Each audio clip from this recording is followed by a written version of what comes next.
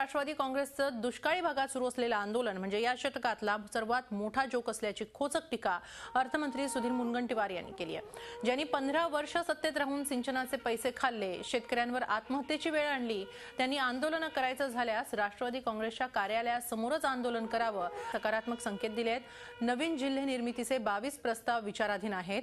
मुख्य सचिवांची समिती त्यावर अभ्यास करते, त्यासंबंधी राज्य सरकार निर्णय घेईल अशी माहितीही त्यांनी दिली।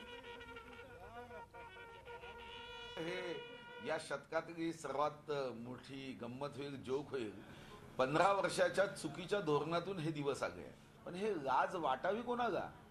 15 वर्ष ज्यांनी सिंचनाच्या प्रकल्पामध्ये गडबड घोटाळा केला त्यांनी आज सांगायचं, शेतकऱ्याच्या हक्काच्या पाण्यावर आणि त्या पाण्याची चोरी करणाऱ्यांनी असं सांगायचं। हे आंदोलन करण्याची भाषा म्हणजे नुसतं राजकीय आहे।